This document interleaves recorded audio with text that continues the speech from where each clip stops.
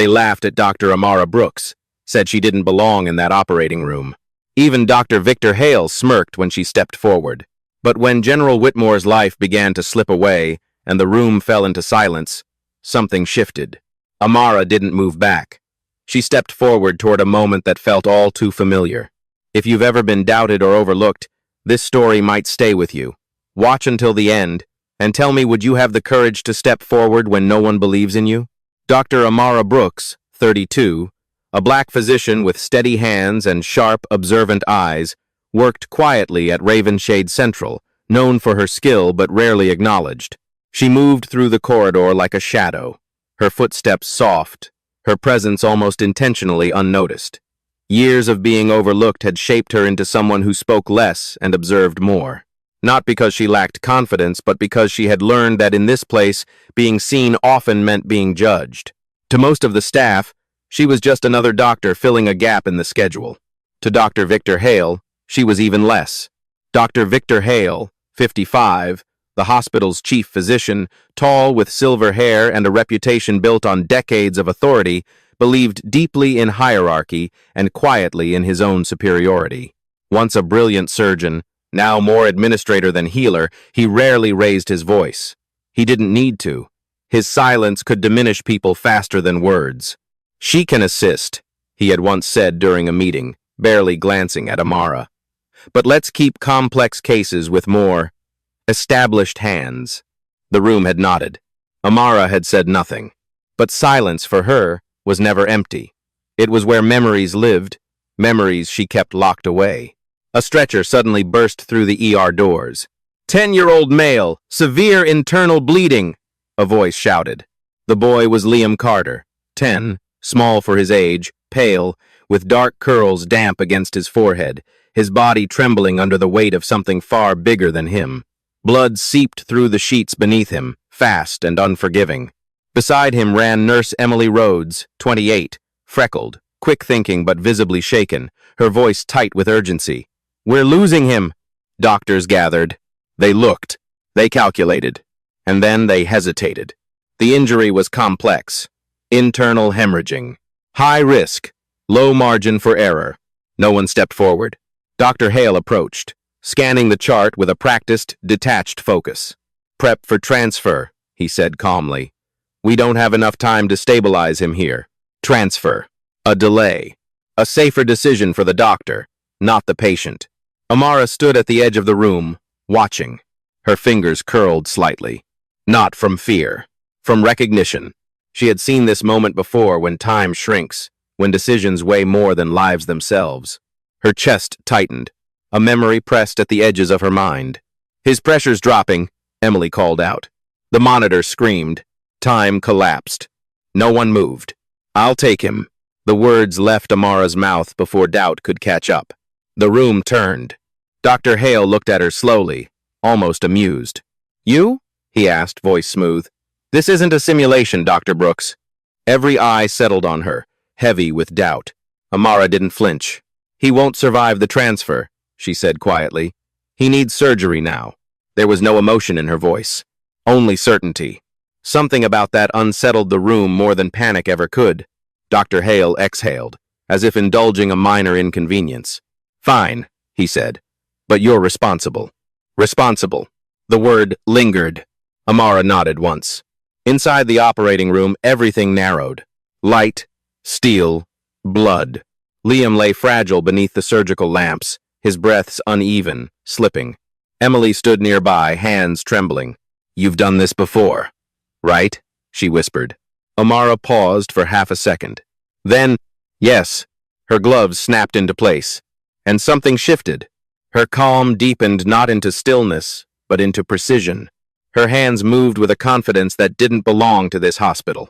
Minutes passed. Then tension. Then, the monitor stuttered. Liam's heart faltered. The room froze. Emily stopped breathing. Amara didn't. "Stay with me," she murmured softly. Not pleading. Commanding.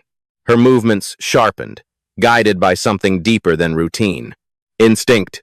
Memory. Choice. And then, a sound. A single beep. Then another. Steady. Alive. The room exhaled. The storm outside softened, as if even the rain had paused to listen. Hours later, Amara stepped out. Her shoulders ached. Her hands felt heavier than before. Emily looked at her, eyes wide. "You saved him." Amara gave a small nod. No smile, just quiet. At the far end of the hall, Dr. Hale stood waiting. He looked at her briefly, then turned away. "Make sure the reports are filed properly," he said. "We'll review the case. No praise, no acknowledgement, just routine." Amara watched him leave. For a brief moment, something flickered in her eyes. Not anger, not sadness. Something older, something unfinished. Then it disappeared. And once again, Dr. Amara Brooks became someone no one truly saw. 2 days after the surgery, Ravensade Central Hospital returned to its previous, quiet rhythm, but something had shifted, subtle as a shadow that no longer stood in the same place. Dr. Amara Brooks continued her work as usual, moving through patients and charts with the same calm precision, yet the silence around her felt different, not warmer, just more aware. Nurse Emily Rhodes watched her more closely now, as if trying to understand something she had missed before, while Dr. Victor Hale avoided mentioning the surgery altogether, burying it beneath paperwork and routine like it had never happened. That afternoon, the sky broke. The low, thunderous roar of rotor blades rolled across the hospital grounds, rattling windows and pulling every gaze upward. A military helicopter descended into the courtyard, its presence sharp, intrusive, like a memory forcing itself back into consciousness. Staff rushed toward the windows. Patients stirred. Even the air seemed to tighten. From the helicopter stepped Captain Elias Grant, 38, tall, broad-shouldered, with a weathered face marked by years of command under pressure. A faint scar cut across his jaw, a souvenir from a roadside explosion that had taken half his unit and hardened something permanent inside him. His eyes moved quickly, scanning, calculating, as if every space he entered could turn hostile. He didn't hesitate. "I'm looking for Dr. Amara Brooks," he said the moment he entered the lobby. The receptionist froze. A nurse pointed upstairs. Within minutes, the entire floor felt the shift. Dr. Hale emerged from his office, composed as always, his voice smooth. "Captain, I'm Dr. Victor Hale, chief physician. Perhaps you can explain why military personnel are disrupting my hospital." Elias met his gaze without flinching. "I already did. I need Dr. Amara Brooks." "You can speak with me," Hale replied, stepping slightly forward, placing himself between Elias and the hallway beyond. "Any matters regarding staff go through." "No," Elias cut in, not raising his voice but ending the conversation all the same. "This one doesn't." There was a pause. Not long, but heavy. Amara appeared at the end of the corridor, her expression unreadable. She had heard the helicopter, heard the voice, and something inside her had gone still. "Captain Grant," she said quietly. Elias turned. For the first time, something softened recognition, respect. "Major Brooks." The title landed like a dropped blade. The hallway went silent. Nurse Emily blinked. A junior resident shifted uncomfortably. Dr. Hale's expression tightened almost imperceptibly. "I think there's been a misunderstanding," Hale said quickly. "Dr. Brooks is no longer—" Elias reached into his bag and pulled out a thick, sealed folder. He placed it into Hale's hands with deliberate calm. "Then you should read that." Hale opened it. His eyes moved. Stopped. Moved again. The color drained slightly from his face. Inside were records stamped classified, commendations, field reports, surgical logs written under fire. Major Amara Brooks, combat surgeon, active deployment history, 6 years, survival rate, unprecedented. The room seemed to shrink around those words. Elias spoke again, quieter now. "She's the reason I'm standing here." A flicker passed through Amara's eyes. "She didn't want this. Not here. Not now. We need you," Elias continued, turning fully to her. "There's a situation, high level, time sensitive, and you're the only one who's done this procedure under those conditions." Amara felt it then. The pull, not of duty, of memory, of everything she had buried. "I'm not in the military anymore," she said. "No," Elias replied, "but the work never left you." Silence stretched between them. Dr. Hale closed the folder slowly, regaining his composure. "Even if what's written here is accurate," he said carefully, "Dr. Brooks is currently under my authority, and I don't authorize her involvement in any external operation." Elias didn't even look at him. "This isn't a request." The weight of that sentence settled over everyone present. For the first time, Dr. Hale had no immediate response. Amara inhaled slowly. She could feel every pair of eyes on her now, not dismissive, not mocking, waiting, judging, re-evaluating. The irony wasn't lost on her. 2 days ago, she had been invisible. Now, she was unavoidable. "I'll hear the details," she said finally. "Not agreement, but not refusal." Elias nodded once. "That's all we need." As they walked toward the exit, the helicopter blades began to spin again, slower this time, like a heartbeat returning. Behind them, whispers started. "Major? Combat surgeon? Is that even real?" Dr. Hale stood still, the folder still in his hand.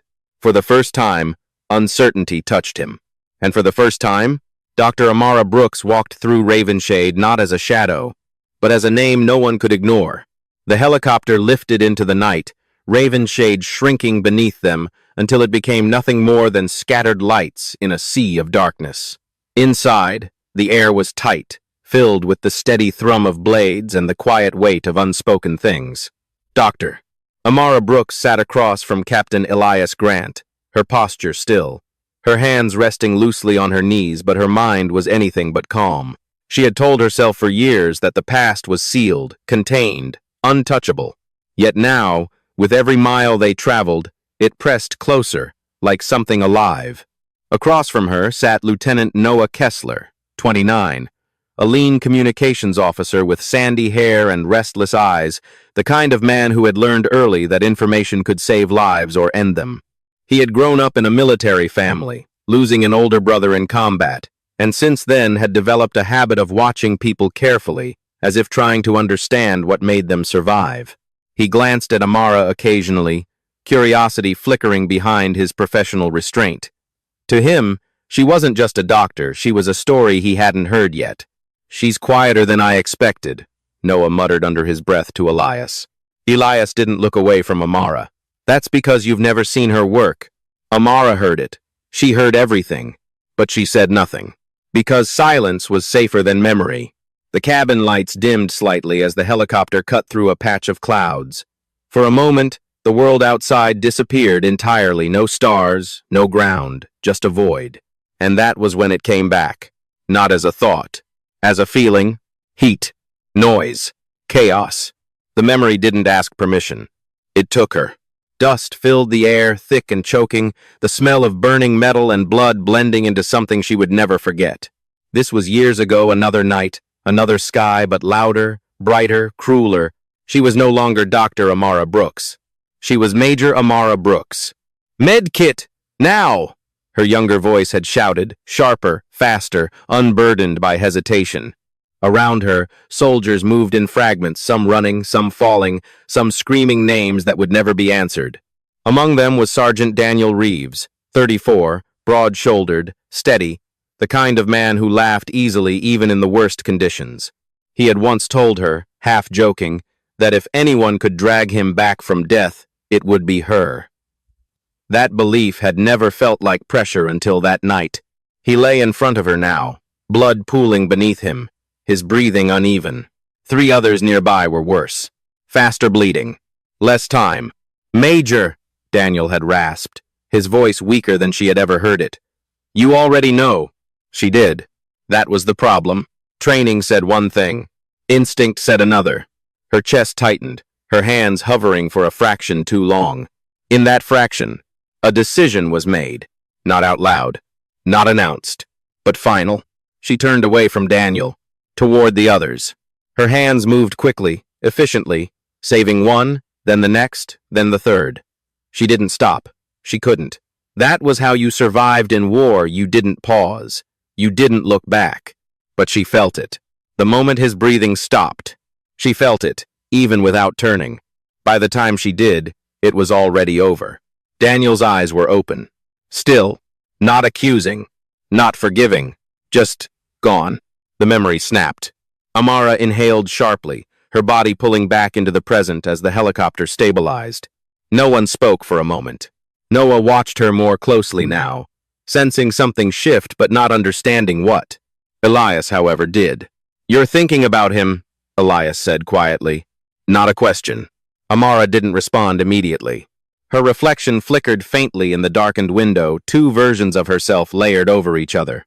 "I made the right call," she said finally. It sounded rehearsed, like something she had repeated enough times to make it sound true. Elias nodded slowly. "You saved 3. I left 1, she replied. There it was. Not guilt spoken loudly, but something deeper, something that had never left. Noah looked between them, the pieces beginning to form. "That's why you left," he said carefully. Amara didn't confirm it. She didn't deny it either. The silence answered for her. Outside, the clouds began to thin, revealing faint stars above them. For the first time in years, Amara allowed herself to sit with the memory, not run from it, not bury it. Just feel it. Because no matter how far she had gone, no matter how quiet her life had become, the battlefield had never truly let her go. And now, it was calling her back. By the time the helicopter returned to Ravenshade, the sky had turned a dull gray, as if the city itself was bracing for something it didn't yet understand. "Doctor," Amara Brooks stepped out first, her expression composed, but her thoughts still carrying the weight of what had resurfaced during the flight. Behind her, Captain Elias Grant moved with quiet urgency, while Lieutenant Noah Kessler stayed close, already speaking into a headset, coordinating what little time they had left. Waiting near the emergency entrance was General Marcus Whitmore, 62, a high-ranking military commander with a rigid posture and a face carved by years of discipline. Once known for leading impossible operations, he now stood pale and weakened, his uniform stained, his breathing shallow, his body no longer matching the legend he once was. A covert attack had left him with internal damage too complex for standard procedure, and time was running out. The moment they entered the hospital, tension spread like a ripple through still water. Staff members who had once whispered now watched openly. Some stepped aside out of respect, others out of uncertainty. Dr. Victor Hale appeared at the end of the corridor, already informed, already prepared not to assist, but to control. His gaze fell on Whitmore, then shifted to Amara, sharper this time, more calculating than dismissive. "This hospital is not a military facility," Hale said calmly, though his voice carried an edge. "If this is as serious as it looks, we follow protocol. Protocol won't keep him alive," Elias replied without hesitation. Hale ignored him, addressing the staff instead. "Prep or 3. Dr. Collins will take the lead." From behind him stepped Dr. Andrew Collins, 45, a confident senior surgeon with a polished reputation and steady hands, known for following procedure to perfection, but never tested beyond controlled environments. Years ago, a failed experimental surgery had nearly ended his career, leaving him cautious, precise, and unwilling to take risks that couldn't be calculated. He gave Amara a brief nod, not hostile, but not supportive either. Amara understood immediately. This wasn't about the patient. It was about control. "He won't survive under standard procedure," Amara said, her voice quiet but firm. "This injury requires field adaptive intervention. I've done it before." Hale's lips pressed into a thin line. "In a war zone, perhaps, but this is a hospital." The words hung heavier than they should, not because of what they said, but because of what they implied. Around them, silence thickened. No one interrupted. No one supported her. It was familiar, too familiar, but something inside Amara had shifted since the helicopter ride. She didn't step back. Elias stepped forward instead, placing a file into Hale's hands again, this time thinner, more direct. "She's not a suggestion," he said. "She's the reason we brought him here."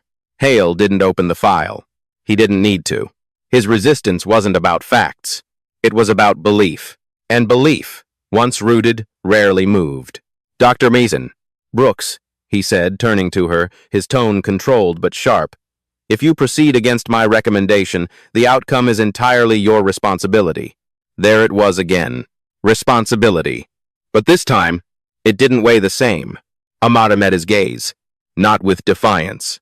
Not with anger. But with something far more unsettling. Clarity.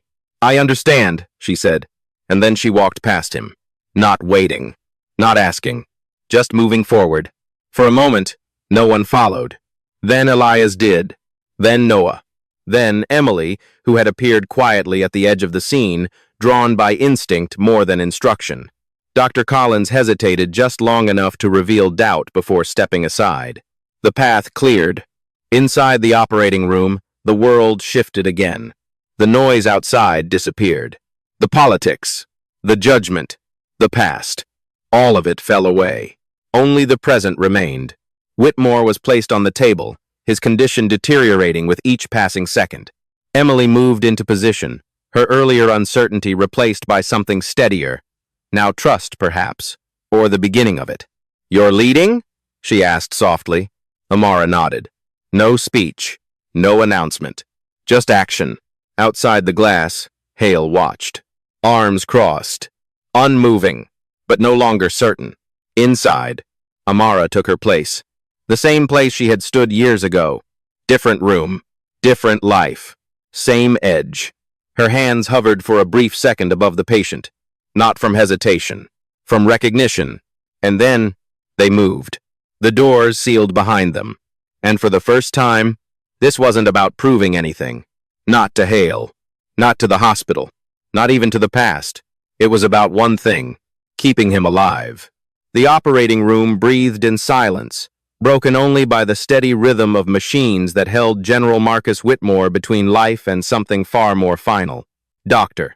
Amara Brooks stood at the center, her hands steady, her focus absolute, while the rest of the team moved around her in quiet synchronization. Hours had passed, though time inside the room no longer followed. Clocks it stretched and folded, measured only by each fragile beat of a failing heart.